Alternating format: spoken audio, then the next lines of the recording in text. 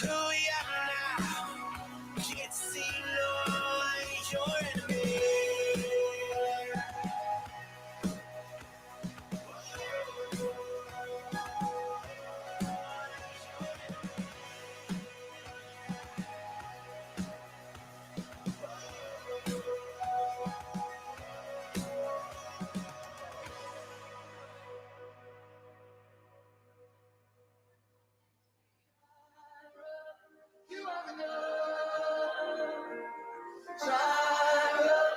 You are enough, and I will be content in every circumstance. You are Jireh, you are enough. Yeah, yeah, you're my provider. Yeah, you're my provider. You are. You're my provider. You're my provider. Yeah, yeah. I will be content In every circumstance. Yeah, yeah, yeah, yeah, yeah. Let me paint the picture for ya. But for God, His love He can't afford ya. His only pours up lavishly upon ya. He makes His glory shine so bright upon you. I will be content, cause I know You would never fail me. Even when my knees are shaking, even when my heart is bleeding, oh, valley. When I walk in the midst of the valley, my life's in the hands of my daddy. I'm already loved, I'm already chosen. Yeah. So for this life, I know the goal, cause me, I know the soul. Cause my drive and my body, to man, I need go. You are, you're my provider. Yeah, you're my provider. You are, you're my provider. You're my provider. Yeah. I will be content In every circumstance. Yeah. Jehovah Jireh, You give me peace, You give me purpose, my provider. And when my enemies surround me, got me tied up. When they throw me in the pit inside the fire, You are my God and my King and my Father. Light to my path in the darkness, hope in my heart when they heartless. Father, You reach out and caught us. You're the lover of my soul, love is flawless. They don't understand my gardens. Keeping me high, I know they go low. Cause me, I know they solo. Cause my drive and my body, it's a man I need go. You are, you're my provider. Yeah, you're my provider. You are, you're my provider. You're my provider. Yeah. I will be content In every circumstance. Yeah.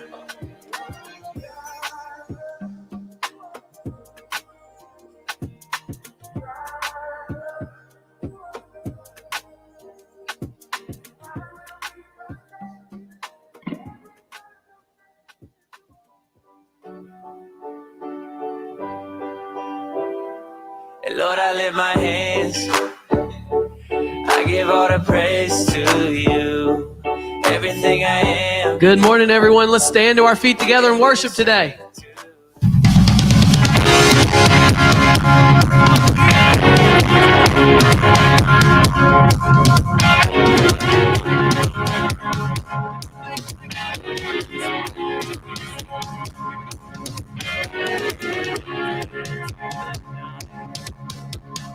Wanting a place to hide the spirit soul.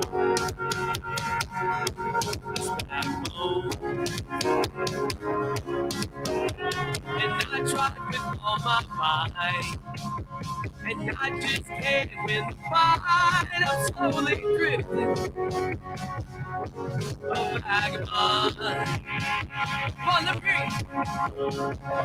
When I ran out of road, I ran and I didn't know. And He told me that I was not alone. He picked me up, He turned me around. It's my feet on solid ground. I thank Master, I thank Savior. Change my name, forever free. I thank Master, I thank Savior. I thank God. What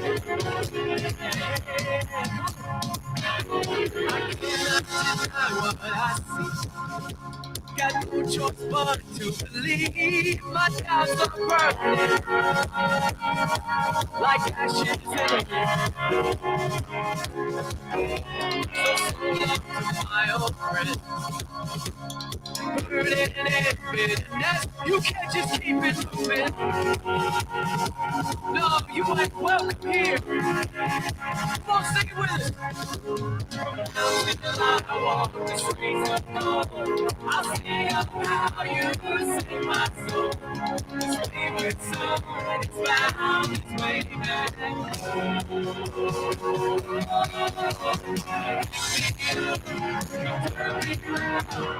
It's my feet on solid ground. I thank my soul. I thank the Savior. Change my name. I'm free.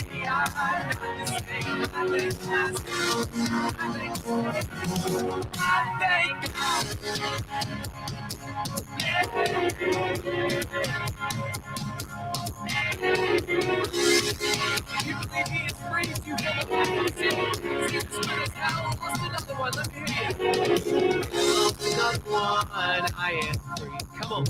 I am free. I am free. Sing it. I lost another one. I am free. Come on, sing it. I am free. I am. Sing it like you mean it. I lost another one. I am free. I am free. I am free. I lost another one. I am free. I am free. I am. Come on, sing it with me. I lost another one. I am free. I am free. I am free.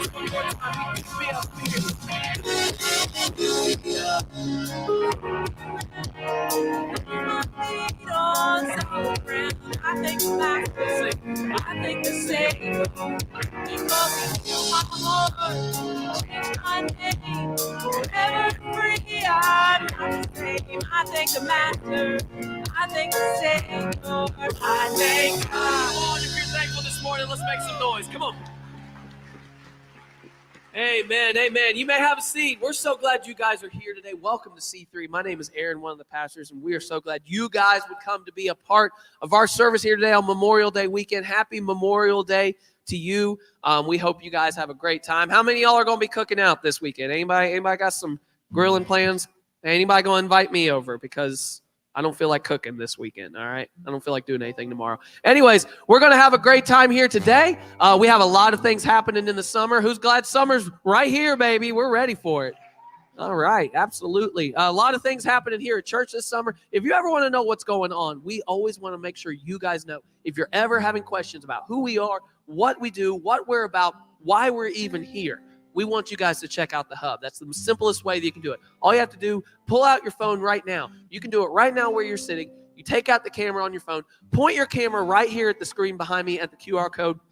That will bring up this little yellow bubble. You click on that. That'll take you to the link for our Hub. That's your way of knowing exactly what's going on here. A lot of different ways to be able to get on things there. First thing we want to let you know about is when you go there, there's a little I'm new option. You click on that. Maybe you've never been here before. Maybe it's your first time at C3 experiencing it. We're glad you guys are here. We want you guys to go there and get a free gift card. That is just our way of saying thank you for being here. There's no strings attached. We're not going to show up on your doorstep. We're not going to kidnap you and bring you back if you don't come back next week, I promise. All right. We just want to give you a gift. That's our way of saying thank you for being here. You are our VIP. So please make sure you get on the hub, click on the I'm New section. Maybe you need prayer. Maybe you have something going on in your life and you really feel like you would love to just be able to feel the prayers of people. The Bible says that prayers of righteous people, it does something. So we need to be praying for each other. So if you need prayer, please make sure that you go on the hub and get just that so we can be praying for you. If you want to know about events, things that are happening, a lot of things happen in the summer. That's where you can find it. That's where you can find that information. One of the things that's happening this week, I am extremely excited about. Wednesday, we are leaving for our next level teen summer camp, and it is going to be an awesome, awesome experience. We have over 50 teenagers signed up at this very moment. It's great. It's going to be an awesome week. And the great thing is, signups are not closed. I do not close signups. If you have a teenager that's on the fence or you're like, I don't know, but listen, we are entering the 6th grade, graduating high school this year. We would love for you, your teenager, to be a part of it. So if you're still on the fence, listen, you can it's in Lavalette, West Virginia. You can go on the hub and find that information, but you can find out more about it, and you can show up that Wednesday morning at camp, and we will get them signed up, all right? That's what we want to be able to do because we want to give, because of some amazing C3ers, we are able to offer camp for totally free, and that is an amazing, amazing thing. That means more than you guys know. It honestly does, and that's because of your giving. So what I want to do is we just want to give the rest of this time to God, and so we're going to pray, and then the band, we're going to come back up here and sing a few more songs, and you guys are going to sing with us. So let's pray really quick. God, we want to thank you for today. We want to thank you for the opportunity to be able to come into this place and worship together, whether we're in the building right now or whether we're watching online. God, we have this opportunity to worship together, and we're thankful for that. God, we ask now as we start this brand new series going through James, God, that we would learn practically what it means to serve you and what it means to please you, God. And the awesome thing about that is that we're able to do that because of your grace and your mercy. And God, I just pray that with everything that we do this summer and everything that is happening throughout this community, God, that we'd be able to know the reason we're able to do these things is because of what you've done for us. You've changed our lives, God, and you're doing it in people's lives every single day. Be with us now as we worship and sing to you some more. We love you. We thank you. We praise you. Let's stand to our feet and worship.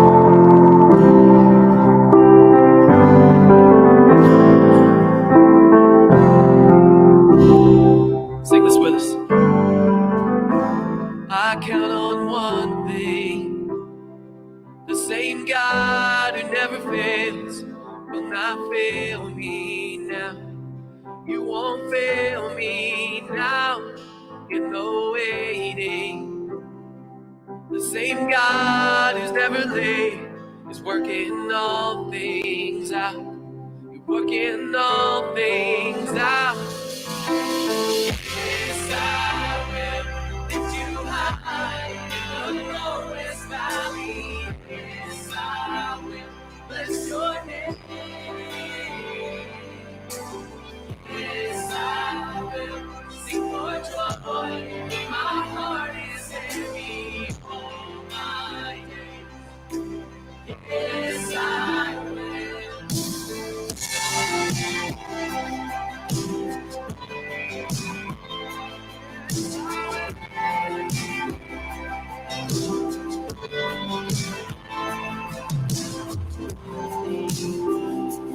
The same God that never fails will not fail me now. He won't fail me now. No waiting. The same God who's never late is working all things out. Working all things out. Yes, I will lift you high in the lowest valley. Yes, I will bless your name. Yes, I will sing for joy. My heart is heavy all my days. Yes, I will. Oh, my days. Yes, I will.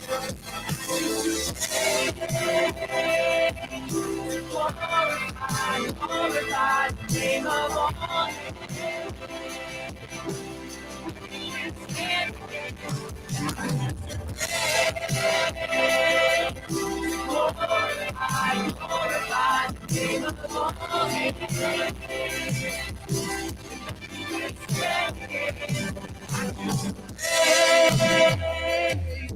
To glorify the name of all names. That nothing can stand against. And I should do praise. To glorify the name of all names. Nothing can stand against. I will you high.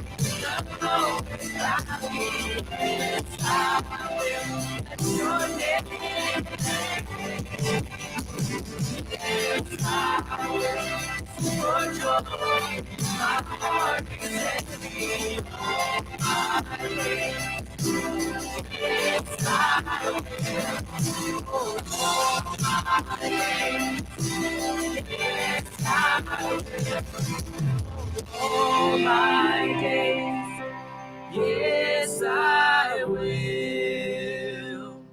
Father, let us have that prayer here today. Let us be able to say yes to you and whatever it is we have going on in our lives.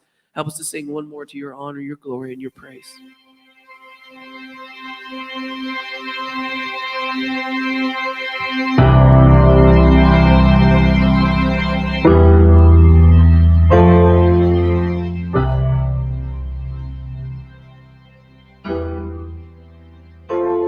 Cast my mind to Calvary, where Jesus bled and died for me.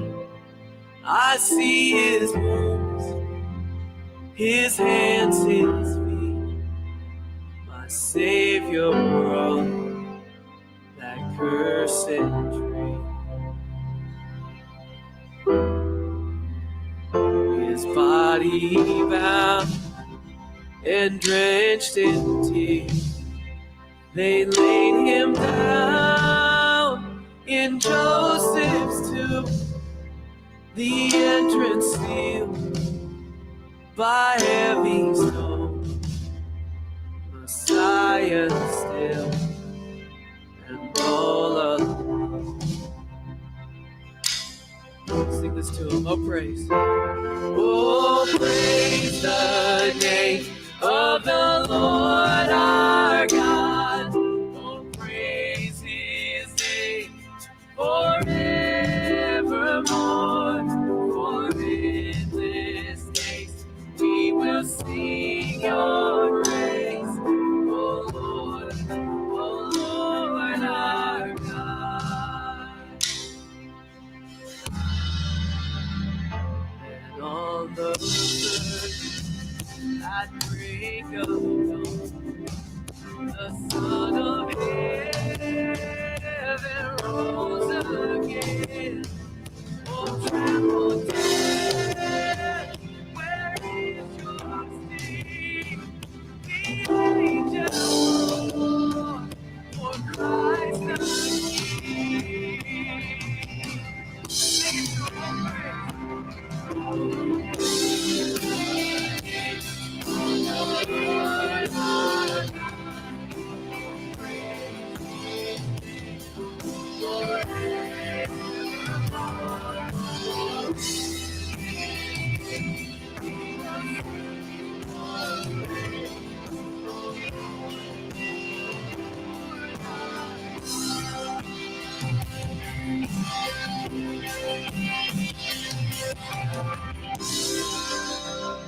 in robes of white, the blazing sun shall pierce the night. Then I will rise among the saints, my gaze transfixed on Jesus' face. Yeah. Oh, praise the name of the Lord our God. Oh, praise his name forevermore. For endless will sing your praise, oh Lord our God. Oh, sing it. Adore.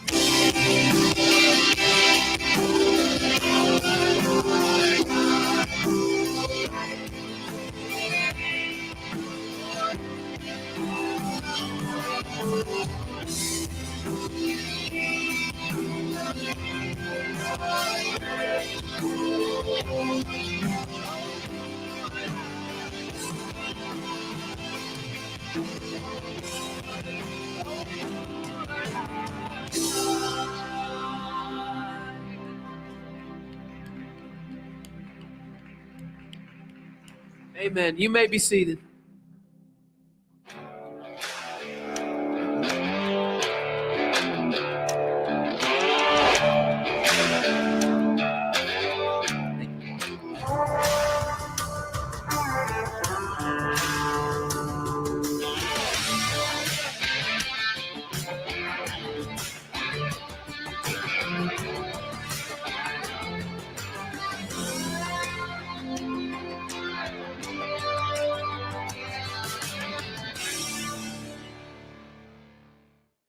Happy Memorial Day. Those of you watching online, happy Memorial Day. Give us a thumbs up if you're joining us. Question today. You don't have to answer it, but I want you to think about it to kind of get this in the mode this morning. And that is, have you ever asked yourself, or at least kind of thought through this question to God, and that is, why do bad things happen to good people? Let me word it better than that. Here's what we say. God, why are bad things happening to me? Because I'm a good person, right? Or why are bad things happening to my family? Because they good people. Or why are bad things happening to people that I'm close to? Because obviously they are good people as well. That's the question that we kind of ask. Well, about 3 weeks ago, I know it's going to sound weird. Let me just try to say it real quick to get you set up. I got an email from a company, and they said, hey, just to kind of let you know what we do. I get these all the time, never read them. But for some reason, I read this. And they say, hey, we actually are partnered with about 12 websites. So anyone that has some mental health, struggling, anxiety, depression, whatever, when they fill in a form to us, this is like global, when they fill it in, if they're within like a 60-mile radius of your local church, we're going to forward that to you. You'll get the message, and then they will get a message that says, hey, a local pastor may be reaching out to you just to see if you need help, if we can get you connected, whatever. So it's kind of cool. I say, okay, we'll do that. Problem with that is, over the last 2 weeks, I've probably had like 30. And what I've noticed, and this has been so heartbreaking to me, is so many people, obviously won't say their names or anything, but a lady was like, hey, my mom just passed away, found out I have cancer. I'm struggling. I'm alone. I have no family. Another younger person even put, my life has no meaning. I don't even want to live. I mean, just like anxiety, depression, loneliness. That's the big three that keep kind of circling back. And the reason I tell you that is the last couple of weeks, it hit me. Number one, a lot of people are in pain. I knew that, but it was a reminder. A lot of you in this room are in pain and in trouble right now. So then I started thinking, okay, and what is it? We just don't want to be in pain, right? All of you here would be like, yeah, that's what my conclusion was. We don't want to be in pain. But then I started thinking about it a little deeper, and I want you guys to think about this. People don't mind pain. People hate pain without a purpose. Actually, I can prove it. People pay money to be in pain. Any of you part of CrossFit? Cycling? What do they call cycling? What's it called? It has a cooler name than cycling. What do they call it? Spinning. Isn't that awesome? I like that. Just my spinning class. I just love to spin, right? But still, like, you guys all think about this for a second. We're paying money. I actually used to work out CrossFit. We met 4:30, Monday, Wednesday, Friday. 4:30, not p.m., mind you, a.m. So I would wake up about 3:55 on the dot, get ready, get down there. And what I didn't know, unbeknownst to me, about, I don't know, a year in, the guy had been paying for me to go, a friend of mine, which was so awesome. Didn't even know it. But I knew he didn't because he quit. And the guy who ran it came up to me. He's like, hey, next month it's going to be 120. 120 what? Burpees? What are you talking about? He said, no, $120 for that month. I was like, you mean I'm paying to do this? You guys know what? This is no lie. I didn't go back, and I haven't been back since. I'm not paying to be tortured, and you're not, but paying with a purpose, honestly. I can deal with pain. We can all deal with pain as long as it has a purpose. What we struggle with is when pain doesn't have a purpose. So the big question today, and we're in the book of James, and we're going to talk about him here in a second, but here's the big question I want you to kind of wrestle with. Now, some of you, maybe this is where you're at right now. It's awesome. You're going to love it. Online, you're going to love it. Some of you are like, man, life is great right now. I'm living the dream, loving it. Okay, it's coming. Okay, a wise man told me once, he said, you're either in the middle of the fire, you're coming out of the fire, or you're getting ready to go into the fire. Now, I know that sounds depressing, but after 43 years of living, I've learned that's kind of pretty true. Okay, but here's the question I want you to really think about. What do you do when there's nothing you can do? Let's rephrase it a few times. What do you do when you don't know what to do? What do you do when you don't understand why it's happening to you? What do you do?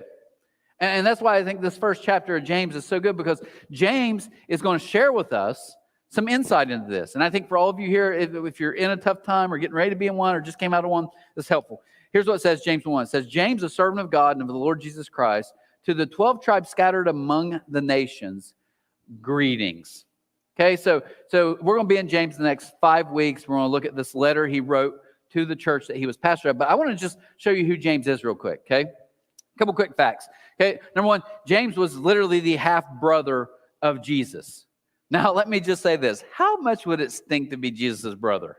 You come home, you're like, Mom, finally got a B+ on my math test. And she's like, I know, but Jesus got an A again. Like, of course he did. What's he done? You know, hey, Mom, there was a little girl in my class and she fell and she was crying and I picked her up and I helped her. And my teacher said, I'm one of the best fourth graders in all of Jerusalem Elementary, right? And it's like, yeah, but did you not hear about your brother? That another girl fell off a building and died, but he brought her back to life. It's like, I can't beat my brother, right? But here's the cool part. He actually didn't believe his brother was the Messiah. He didn't. Like, he's good. He's different. I get it. But the Son of God, please, he wasn't fully in. There's a couple verses that say that. He pastored a church in Jerusalem after Jesus died and resurrected. He obviously became a believer. If you even look in there, he said, to my God and my Lord. He calls his brother. If there's no better possible doubt of Christianity, some of you are maybe skeptics watching online, you're skeptics, like, I don't know if I believe. I agree. A lot of stuff. You know, what about the dinosaurs? What about science? I get it. But this is crazy. A man literally said, my brother, my half-brother, was the Son of God. He's my Lord. So he becomes pastor of the First City Jerusalem church. He's there for 40 years. Church was terrible. Terrible. They faced so much persecution because it was a heavily Jewish, obviously, city and area. Well, when they turned to Christ and became Christians, the Jews said they're heretics, they're blasphemers. So they literally said, we will never help you. So the widows, people who trusted the church at that time, literally went without. It got so bad, this is interesting, it got so bad that Paul, another pastor, was going around starting churches at the same time. Paul was starting churches to the Gentile nation. The Gentiles and the Jews hated each other, okay? It got so bad that Paul starts sending money back to Jerusalem to help these people because they're starving, they're hungry. So James is like, look, I know persecution. I've been a pastor of a church that's literally been in crisis for 40 plus years. And it ended, obviously, well for James. He was executed by a sword in 62 AD. Okay, so this, as I read this, and the reason I want to give you a background, because this isn't my grandma telling me life's tough. My uncle, life's tough, get over it. This is a guy that's like, listen, I've been there, okay? I felt the pain. I've watched people not have food. I've watched people be persecuted and thrown to lions. I've watched people be tortured and ridiculed and killed for their faith. I know, it's tough. So what he's about to say is almost mind-blowing. Check this out, verse 2. He says, consider it pure joy, my brothers and sisters, whenever you face trials of many kinds. What?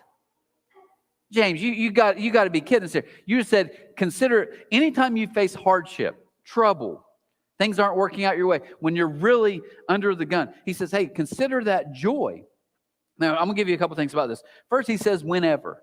Not if, not sometimes. You see, there's a weird kind of Christianity that floats around more in America than anywhere else that kind of says, hey, yeah, no, be with Jesus, man. Things are always going to work out. They'll be good. Now, Jesus himself said, hey, you will have troubles, But don't worry, because I've overcome the world. You have troubles in this world, but don't worry, I've overcome the world. He's like, no, you're going to have troubles. And then James is like, no, it's not if they come. It's not if you have some tough things happen in your life. It's when. It will always happen. And that doesn't mean whether you believe in Jesus or not. That's just how life works. That's the system of the world. So he goes on in verse 3, he says, because you know that the testing of your faith, what's faith? Faith is my trust in God. But he says, the testing of your faith produces perseverance. Now, the word testing there, okay, because, so he's saying, hey, there's a reason for this. But testing in the original language was, just to give you a backdrop, would have been where silversmith or different people worked in precious metals. They would have these big, huge, like vats, and they'd just heat them up to thousands of degrees. They get super hot. And they put gold or silver in there. And the reason they did that, they would keep heating it up thousands of degrees. And when it heats up really, really hot and turns to liquid, all the impurities and stuff that shouldn't be in there would rise to the top, and they would skim it off. And you just keep doing it. You keep doing it. So James is giving us a picture. He's like, listen, I'm not going to like literally like soften this for you guys. When you're in the fire and you're getting roasted, I mean, life is boiling you. That's what I'm talking about. But understand, it's because we start to learn what's in us. We start to learn what we're really made of. We start to learn what we truly believe about a lot when that moment comes. He says your faith. Now, let me explain faith for a second, because this is another belief. I don't know why we have it, but we do. I've been taught this many times in my life. Faith is not a superpower. Do you know that? It's not you get more faith and God does what you want. It's not a lottery ticket. It's not a way to trick God into doing what you want to do. God's like, no, I'm God. I'm always God. Faith is just me learning over time. There's areas of my life I'm not trusting God. My faith increases when I trust God more and more in the areas where I'm not trusting Him. But here's the best part. James is saying, when you have tough times, okay, you're always going to learn something about yourself, about your faith, or something about your trust in God. So this is kind of his whole point. He's like, hey, listen, here's the benefit, though. I know it's going to literally stink so bad for you in the moment, but you got to all understand in this room. When you're in that moment, you're going to always learn something about you, about your faith, and the character or the attributes of God. There's a pastor in Georgia, a huge church, and I found this Twitter quote like 4 years ago. So good, though. Actually, 3 years ago.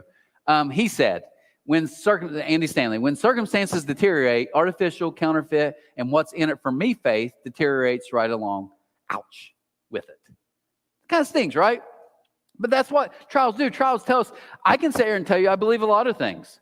I can tell you, oh, no, God's great. You're like, yeah, but your life's pretty awesome. It is. But what happens when He takes something away from me?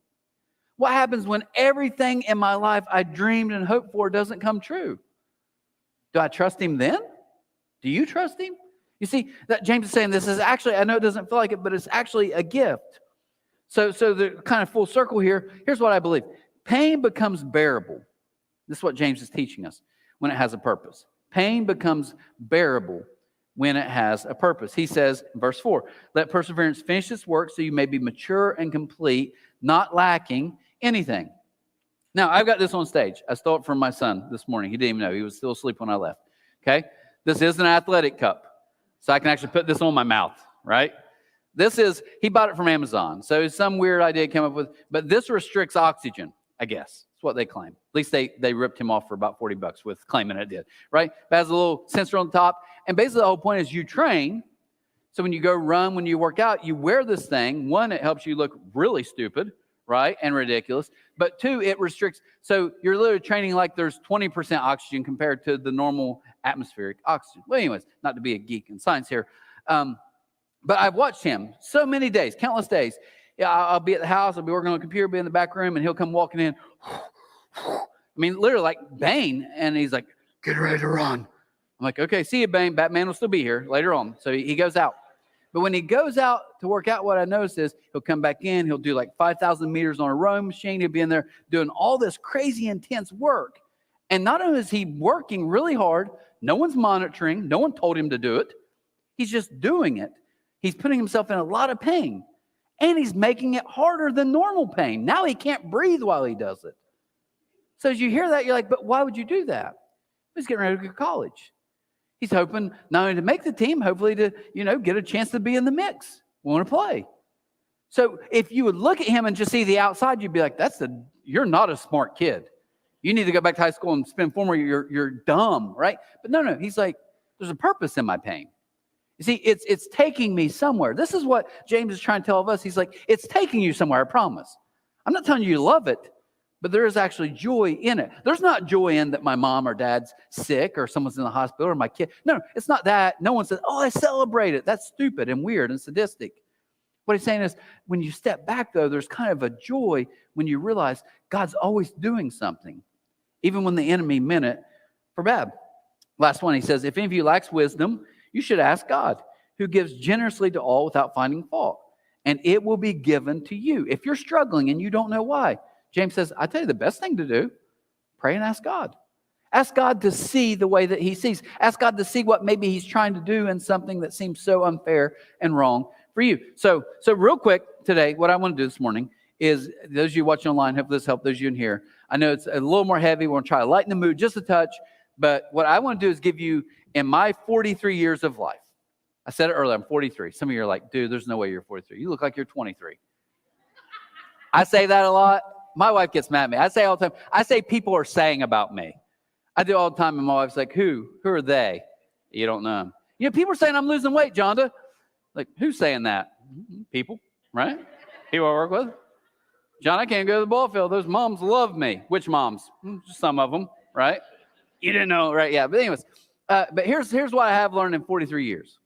I've learned some wisdom in kind of following Jesus. I've been following him since I'm 13. So for 30 years, kind of understanding when I hit bad times and tough things happen, what does that mean? How does it work? So I'm going to give you just 2 kind of quick wisdoms, some pain wisdom, okay? And the first, if you want to take notes, it'll be on screen. But God uses my pain regardless of the source. God uses my pain no matter where it came from. And he has in my life, and he also will in yours. But so what's the source? I believe, and this is just, I made it up, so it probably could even be wrong. This is just life and what I think the Bible teaches. But I've learned there's really 3 sources of true trials and pain. The first is self-inflicted, myself, right? The second is, so in my own sinfulness or brokenness, or if I'm a follower of Jesus, right, he gave me a new heart, but there's times I still choose to walk my way instead of walking in the Spirit, as Paul would say. So when I do that, I harm people and I hurt people, right? I say something incredibly rude to my wife or my kids because I'm not walking in the Spirit. So it's self-inflicted. There's other times, though, I have pain that's others inflicted. That means you choose to not live the way that God created us, or you in sin and brokenness, or you choosing to walk in yourself and not in the Spirit. You hurt other people, and sometimes you hurt me, right? And then there's a third one, and that's just the world, and that's just when there's brokenness and sin. You see, in the very beginning, when Adam and Eve, when they first sinned, the Bible tells us when that door opened with sin, you know what followed? Death, destruction, loneliness, pain, embarrassment, disease, special needs. I mean, you can go down all these things. So the reason I'm telling you that is because I want you to understand this. When you're going through a trial, understand if there's a direct line, you know usually why. Hey, did you guys hear when Jonda left me? We've been married 20-some years. And you notice I didn't remember how long we've been married. Like, we've been married 20-some years and she just left me. Why? Well, I don't know. I mean, she came home and I was sleeping with another lady. She screamed and yelled and said it's over, but I don't think that's the direct correlation, right? Like, all of you would be like, dude, no, that's exactly why you're going through what you're going through, right? Or some of you, and this is sad, there's people in this room right now, people that I know personally who were abused as kids. Someone else's, it's a direct correlation. You know why you went through such trouble and pain, and because someone sinned. Someone literally, their brokenness broke you. Horrible. But here's why I say the reason of 3. I want you to hear this. Because what I've learned in the church world is we do weird stuff. There's a story in Jesus' time where there's a guy who was born blind. And literally, religious people always have to blame a source. But they don't blame the general source. They always blame people. So this guy was born blind, and they literally were like, teacher, tell us, why was he born blind? Was it his mom who sinned? Was it his dad who sinned? Or did he sin? Now, I told you this before because it's hilarious to me. I get maybe understanding, okay, mom sinned, dad sinned, now you're punishing a kid. I don't know. I don't think that's it. But I don't get the baby. Before he was born, I mean, how much trouble can you get in your mom's belly? Just sending it up in here. I got a bottle of vodka, a cigarette. I can't wait to get out of this joint. I'm going to go nuts when I hit the world, right? No. But in that, Jesus is like, none of those. He literally says, this happens so I could be glorified. But what he's saying is, this is the brokenness of the world. Now, the reason I'm telling you that is sometimes you don't do anything wrong. Sometimes the people closest to you don't do anything wrong. But because of the brokenness and sin of the world, you still pay and you still suffer, regardless of the source. You know why else I told you that? A few years back, there was a young mom who had a boy, had multiple things wrong with this child. And during the process of that happening, a good, well-intentioned Christian older lady told her, your child has this wrong with them because of your sin. And she spiraled. She walked away, never to come back. And as much as I can say this, and you guys can get your pitchforks out, I don't blame her. Could you imagine carrying that weight? But that's not true. There's no direct correlation. I think back to my son. My son and daughter are graduating tonight, seniors. I think back 19 years ago, 150 feet from here when we lived right here in South Point in Delta Lane. Our son was born. My wife, devastated. She would rock him at night and be crying. We just found out he may never hear, ever, for his life. And I can't imagine someone knocking on the door and like, hey, this is Pastor Bill and just want you to know this is wrong because you two. Yeah, well, I'll literally cut you right now, right? I will fight you. No. And that's the thing for some of you. Don't do that. But we have this mindset. It's like either I did something wrong or God is trying to punish me when something bad. We think God's trying to punish us. No. That's not how this works. Read the New Testament. You don't see that. You don't see God can't wait to get back. Which brings me to the second point. God uses my pain to motivate, direct, and correct me. My dad never goes to the dentist. My father-in-law doesn't go to the dentist, and I love them. I know Sarah, dental hygienist, is getting so mad at me right now, but they don't. But here's what I've learned. You know when they go to the dentist? When they're in a lot of pain. So even if you don't believe in something, when you're in pain, it motivates you to do something different.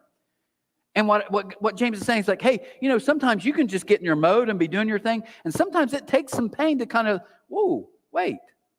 What do I believe? Is this direction I want to go? But he also says this. He says it corrects you. God will correct you, not punish you. Now, I'm going to say a few things here that you can argue with me later and we can talk about this. But I would say this. If you're a parent in here or you're a spouse, you should never, especially as a parent, punish your kid. Now, I know we're in Redneck Nation. Everybody's like, I'll tell you what I'll do, boy. No. I'm not talking spanking, no spank. I'm not talking about any of that. I'm talking punish. The Bible tells us you need to correct your kids. Now, what mode do you take on that? That's you pray and you figure it out. But here's the difference. What's punishment? Punishment is I'm making you pay for something in the past. Those of you who have been married know our spouses are real good at that, aren't they? They can make us pay for something 12 years ago. I thought that was over. It's not over to me because I just thought about it again, right? My wife dated a guy who was several years older than her. They dated for just, I don't even know, maybe a month or less. And it wasn't too long ago. He was coaching. He was going to be on TV. I was praying his team lost so bad.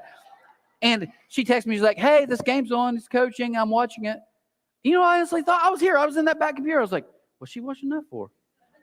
She like him? I want to kill this guy. Right? 30 years ago. A month. Didn't matter. I don't like him. I still don't. Right? But that's punishing people for the past. Your kids, like, I'm punishing because you did. No. Correction. Correction is training for the future. There's a huge difference. Punishment is I'm going to make you pay and I'm going to harm you because of your past. But correction says, no. I'm explaining this to you to help you for your future. When the Bible in Hebrews talks about discipline, that's what God's saying. God's saying, when I discipline you, I'm not punishing you. I'm trying to help you see as long as you go down this route, it's not going to be good. James is saying, hey, this is another benefit of trials. They help us realize there's maybe some things that don't need to be there. Here's the beauty of this too. I love it. God tells us in the New Testament, he says, I only correct my kids because I love them. You see, God those of you in here who are like, yeah, I follow Jesus, my trust in Jesus, God's like, I can't punish you. I already punished Jesus for everything you've done. It's done. But if I correct you, then it's my benefit for you and your future. But I only correct you because you're my kid and I love you. You see, I don't correct your kids. I don't. Some of you old people, listen to me, grandparents in here, you're not allowed to correct other people's kids. I don't think you heard me. Grandparents, you're not allowed to correct other people's kids. You know why? Because they ain't your kids, right? But here's what's so good about this. We went to the beach a few years back. This is probably one of my favorite stories. True, 100% true, greatest of all time. Go to the beach, go with my wife and her family. It was like the post-COVID. It was still some weird times, but we go, we're excited. Her whole family's going to be there. Her mom and dad were excited, finally on a vacation. Her dad's been a dairy farmer, works like crazy. Mom with health had been struggling, and she's starting to feel better. We're all excited. So it's us, it's my wife, my 2 brother-in-laws, my 2 sister-in-laws, all their kids. And they have a ton of kids. So I'm all week, just literally like watching kids, make sure no one's on the balcony, make sure no one's in the water. But one day we walk out, we get out there, I don't know, it's like 10 o'clock. We're standing by the water, and I'm talking to my wife, who's filming right now, and her sister, her name's Mindy, and we're just having a conversation. It's the beach, it's Tuesday, we're happy, everybody's happy, right? And about that time, I hear her sister say, oh, because they call their mom and dad mommy and daddy, and I heard her say, oh, mommy's coming out, and she was excited. Her mom's coming out, and I love my mother-in-law. I love her. I mean, she's just like awesome. Well, she comes walking out, and she's walking kind of slow, obviously. Well, she's walking by. There's 3 girls in bikinis, okay? Maybe college age. Maybe older high school, but probably mid-college. 3 girls in their bikinis, and they're just talking. Well, the one has her back to her, and she's talking to the group, and my mother-in-law is kind of walking slow, and she turns and looks at this girl and the bottom of her bathing suit, and she stops and turns. And about that time, my sister-in-law goes, oh, Jonathan, what's she doing? What's she doing? Now, I got to keep this professional in church. I don't want to be gross or crass, whatever. But let's just put it this way. Some bathing suits back when I was a kid for a girl would be, like if you're looking from the back, would be shaped like this, right? Well, this bathing suit was shaped like this. You get what I'm saying? Okay? So she stops. I'm not making this up. She stops and she goes, about that time, this girl's like, excuse me, what? And she's like, I'm sorry, I thought you were my granddaughter. That was it, right? Now, the reason I'm telling you guys that is because you're not allowed to fix other people's bathing suits. You go to jail for that, don't you? Right? But that's the point of this. God's like, no, I correct you because you're my kid, because I love you. Something bad happens and we think God's punished us. No, God's not mad at you. God's mad about you. Please get that. Please get the good news of the gospel today. God is not mad at you. God's not up there trying to figure out ways he can make you pay for something you did. He's like, no, it's done.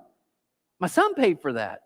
I'm not mad at you. I am literally mad about you. If you walk out there and you see our code, our 6 phrases, the one says we are family. You know why we chose family? Because there's my favorite parables in all the Bible, Luke 15. Says, literally, Jesus said, one day a boy left his dad, said, give me all your money, I'm going to go live. He's got women, he's got wine, he's living it up, he's party central, and then it runs out, and then he's poor, and then he's motivated because he's in pain, and he comes home, and you know the beauty of that story? Just like, let me explain to you how my dad works. This boy who basically said, Dad, I hope you die, and just give me what I can get now, and left, when he comes back, it's like, yeah, and my dad was up there, and he had his paddle out, and he was, no. He said, every day my dad's looking out the window just praying for him to come home. And when he comes home, remember even the son, he tried to apologize. He's like, Dad, I'm so sorry if you just make me. He's like, I don't want to hear it. He's hugging him. He's kissing him. He says, we're killing the fatted calf. We're throwing a party. He didn't punish him. He literally didn't punish him. He's not mad at him. He's mad about him. Why? Because that's his kid. A friend of mine, Jimmy Bailey, who's pastor of C3 Berg, told me, he said his daughter's in 5th grade. And he said he doesn't say it every day, but he tries to say as much as possible. But he said the phrase he always wants his daughter to hear right before she goes to bed. And I was like, this is so good. He said, I look at my daughter and I tell her, there is not one thing you can do so bad to make me love you less. And there's not one thing you can do so great to ever make me love you more. Know that. Isn't that amazing? Because that's literally what God's like. Jesus is like, if you understood my dad, here's what he's saying. There's nothing so bad you can do. He's like, well, I'm done with him. But there's also nothing you're going to do so great where it's like, wow, I'm amazed. No. The love's the same. You parents know how this works. That's how it works. So what I want to do as we close, I want to read this through a different translation, and hopefully with all the nonsense I've said today, this will kind of register a little bit for you. Okay, we're going to read just the 6 verses. James said this. He said, consider it a sheer gift, friends, when tests and challenges come at you from all sides and all sources, because they will. You know that under pressure, when you're being boiled and you don't think you can take anymore, when you're under pressure from all sides, your faith life, here's the benefit, your faith life is forced into open and shows its true colors. You see, we can all claim we believe this about ourselves. We believe things about God. We believe things about following Jesus. But he's like, until you really get put in the fire, you don't know what you believe, and I don't. That's how we learn this stuff. He says, so don't try to get out of anything prematurely. Like my kids would say, don't leave the gym early. Finish the last set, right? He said, let it do its work so you can become mature and well-developed, not deficient in any way. If you don't know what you're doing, pray to the Father. God, why? Why is this happening? God, I don't get why you're allowing this to happen. God, why did you let that happen to my kid? It's not fair. No, it's not. And even God's like, it's not fair. It's not. But here's what I want you to understand. Pray to me, and I can at least help you get wisdom on why and where and what God's trying to do. He loves to help. You'll get his help and won't be condescended to when you ask for it. Ask boldly, believing without a second thought. So this morning, last night, already said it, I'll say it again. Proud of my kids, getting ready to graduate tonight, both seniors. Last night was a baccalaureate. Some of you don't know what that means. I don't either. I don't know if I pronounced it right. But it's literally like a high school, almost like a church service. Kind of neat. Different kids read verses, people share. Well, it was cool to me because in the program I looked, and my daughter was reading Galatians, and then my son was going to talk about it for a second. And my favorite part was my daughter got up there, and she's not really loves being in public, and just rocked it, pulled out her pink Bible, popped it, right? Great. Awesome. Forgot to put the Bible back up after, but either way, so she did. And then my son's getting up. Well, right before that, I'm sitting with Sarah, and I said something about what he was going to say, and she's like, oh, I read it. I was like, well, is it good? It's not terrible. Like, well, that's not good. Now I'm a little bit more intrigued about how bad my son's going to bomb. So he said his spiel and whatever. But here's the thing, and my wife said it last night, and it hit me. She did. Sarah looked at me. She said, "But you will like the last part, the very last part. That's the best part." Like, okay. And when we got home, my wife made a comment about the exact same thing, which was kind of interesting to me because it's not something. I have a lot of phrases. No pressure, no diamonds. Right? I mean, I can give you a million. My kids have heard like, "Oh, Dad, we do not care, please." But this is one I never told him. He just found it. He's kind of stuck with it. But as he got to the end, I'm going to paraphrase just basically what he said. So I think it's very fitting today. He said, when you're doing all you can and it's not working out, when you're really, you're giving the effort, you've done it the right way, you're trying as hard as you can, and God just doesn't even seem to be there. Remember this. The teacher is always the most quiet during the test. Now, pretty good wisdom in that because I think what James is saying here is like, I'm not telling you God always pulls you out of your trouble. He may make you stay there longer than you want to. I'm not telling you everything you want, God will make sure it happens. He won't. He may actually have a lot of things you didn't want to happen in your life. But understand this, he's always good, he's always working, and his plan is always better than anything you could come up with. Right? Right? So some of you are struggling right now, like he's just quiet, God's not giving me answers. It's like, yeah, because you're in the middle of a test. You're in the middle of trouble. So this is the phrase. I know all of you guys have to work for a living. I just set my underwear and watch YouTube videos, but this is something I put in some time for, okay? I want you to hear this. This is my closing thing. We're going to pray. God doesn't cause pain to punish you. God doesn't cause you pain. Do you understand that? What's pain come from? What's trouble? What's trials? From brokenness, from sin. Mine, yours, the world's, right? So see, that's why I think it's hard. Like some of you have a kid, something happens, something's wrong with your kid. He's like, why? Why did this happen? And what's the first thing? And this is why this is so important. Because here's what I've learned in my life. When I face trials, I go one of two really negative routes. The first one is this. I say, God, if you're good, you wouldn't let this happen. And James would say, no, Trent. He might. That's not how he claims to work. But here's the second one. This is even worse. The enemy keeps getting in my head. And the second thing I say, which is so much worse, and this is what I want to encourage you never to do, is like, God, what did I do wrong that you caused this? Like I said, if there's no direct correlation, then sometimes it's just trials and brokenness. God doesn't cause pain to punish you, but he can use pain to change you. Promise you. Promise you. He doesn't cause it. He doesn't want to punish you, but at the exact same time, he can use all the brokenness in the world for good. You know how I know that? They took his son, who was perfect, sinless. They put him on a cross, and they tortured him, and they killed him, and they crucified him. And everyone, all of his followers left, and they dispersed because they said, it's over. The movement's done. And God said, no, you don't understand. I take broken and bad things and always use them for my good, if you just let me. So let's pray today. If you would, just close your eyes. Those of you online, I know you're not going to close your eyes, but I want you to not click off just yet. I want you guys to really, really hear this. As we get ready to close today, please hear this.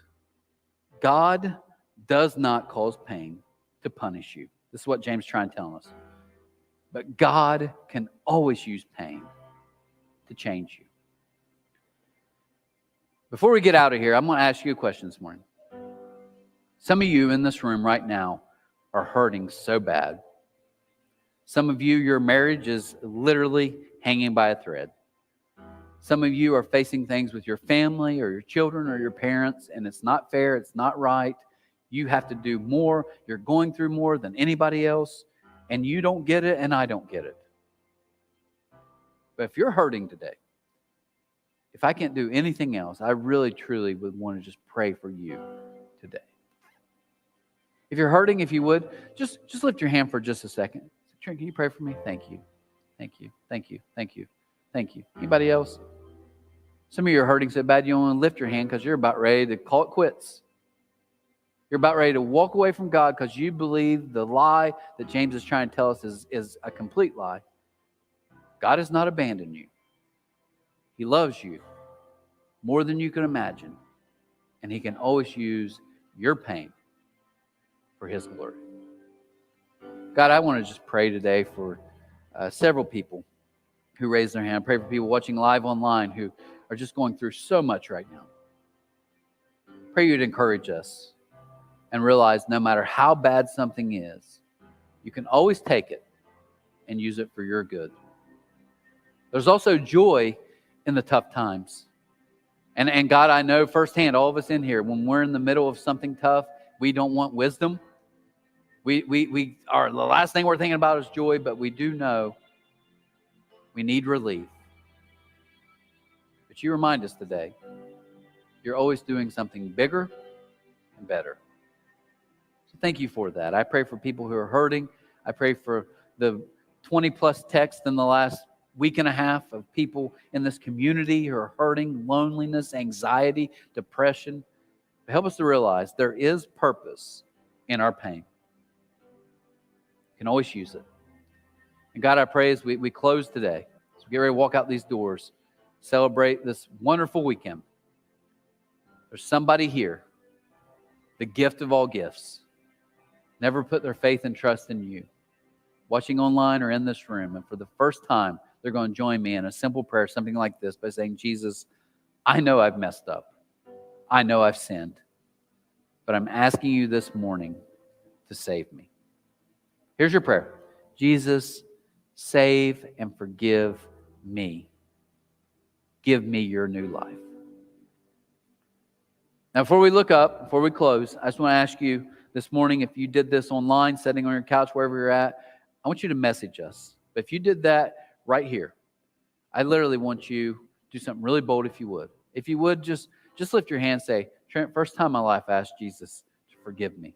I'm forgiven. I'm brand new. New heart, new life. That you just lift up. We just want to celebrate that. Just hold it for just a second. You put it right back down. Awesome. Awesome. Jesus, so thankful for the lives you continue to change. So thankful for what you're doing in our little community and the communities around us.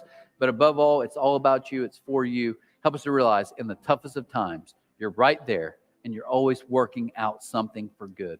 We ask these things in your Son's name, and amen. Guys, have a great week. Happy Memorial Day. We'll see you next week for James 2.